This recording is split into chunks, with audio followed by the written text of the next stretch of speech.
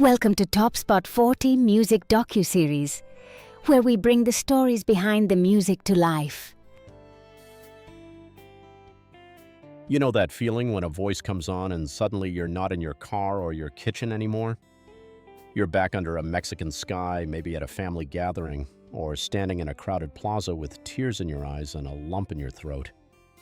That's what Vicente Fernández does. That rich, powerful, unmistakably ranchero voice didn't just sing songs, it carried the heart of a whole culture. Let me tell you about the boy who became El Rey. Vicente grew up poor in Huentitan El Alto, Jalisco, the kind of place where the radio was the only entertainment and the mountains seemed to sing back to you. From the time he was small, he was already imitating his heroes, Pedro Infante and Jorge Negrete. He'd stand in the fields and sing to the cows because they didn't criticize. His father left when he was young, so Vicente went to work early, selling milk, shining shoes, whatever it took. But he always had that guitar slung across his back like it was part of his spine. When he finally got the nerve to try Mexico City, the rejections came fast and hard. One radio producer listened to him audition and told him in so many words that his voice was too rough, too country, that he sounded like a farmhand. Vicente later laughed about it, but at the time it stung. So what did he do? He took that same voice to the buses. He'd hop on a moving bus with his guitar, sing 3 songs, pass the hat, then jump off at the next stop and do it all over again. Can you picture it? A skinny young man in cheap boots, pouring his soul out between stops while people clutched their change and tried not to cry.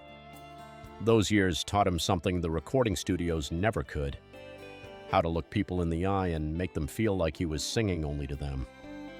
That stubbornness paid off. When success finally came, it came like a flood. Volver turned into an anthem for every person who ever left home and couldn't stop looking back. The song wasn't just popular, it became part of the language of longing. Suddenly, the kid who sang to cows was selling out bull rings in arenas. He started appearing in movies, always playing the proud, heartbroken, honorable ranchero. He refused to lip sync. If Vicente was on screen, that was really him singing, chest out, sombrero tilted, giving everything. But here's what I love most about him: the contrast between the man and the music. He built a career on songs about betrayal, drinking to forget, and women who broke your heart. Yet in real life, he was married to the same woman, Maria del Refugio Doña Cuca Abarca, for 55 years. They met when they were practically kids. He used to tell people he fell in love with her the moment he saw her, and that was that. While he was on the road singing about loss, she was home raising their children and keeping him grounded. He called her Mi Chata until the end of his days. In an industry full of flash and temptation, Vicente stayed faithful, stayed Mexican, and stayed humble. That's rarer than a diamond. There's a story from the late 90s that tells you everything about what family meant to him. His oldest son, Vicente Jr., was kidnapped. The ransom demand was enormous. The whole country held its breath. Vicente didn't hesitate. He paid what they asked, got his boy back, and then did something remarkable. Instead of letting bitterness eat him alive, he poured that pain into his work and held his family even closer. He bought a beautiful ranch outside Guadalajara and named it Los Tres Potrillos after his 3 boys. That ranch became their sanctuary, a place where the Fernandez family still gathers today. You can hear that love and protectiveness in every note he sings. I also have to tell you about the night he said goodbye. In 2016, at the Estadio Azteca in Mexico City, more than 80,000 people showed up to thank him. Vicente was 76 years old, his voice still strong, but his body beginning to fail him. He sang for hours. At one point, he broke down crying, overwhelmed by the love coming back at him. Then he did what only Vicente would do. He kept singing. He didn't want to leave the stage. That night wasn't just a concert, it was a love letter between an artist and his people. You could feel generations in that stadium: grandparents who grew up with him, parents who courted to his music, kids discovering him for the first time. Even after he left us in 2021, the voice didn't leave. His son Alejandro carries it forward with that same velvet and gravel tone. His grandsons are coming up now, too.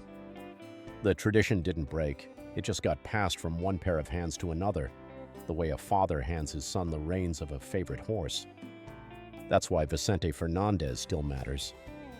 In a world that keeps trying to smooth every edge and make everything sound the same, he reminds us what it means to sing with your whole chest, to be proud of where you come from, to love your wife, your children, and your culture so fiercely that it bleeds into every song. When you hear Mujeres Divinas, El Rey, or Estos Chelos, you're not listening to a recording. You're listening to a man who once sang on buses for pocket change and never forgot what it felt like to need the music just to keep going. So next time you put him on, turn it up a little. Close your eyes and let that voice wrap around you like a warm serape. You'll probably find yourself smiling even as the tears come. That's the magic of Vicente. He makes you feel everything at once: proud, heartbroken, hopeful, and most of all, alive. And somewhere I like to think the old man in the charro suit is smiling too, tipping his sombrero, saying, "See, I told you I'd come back." Thank you for joining us for Top Spot 40 Music Docuseries. Discover all the stories behind the music at topspot40.com. Until next time, keep the music playing.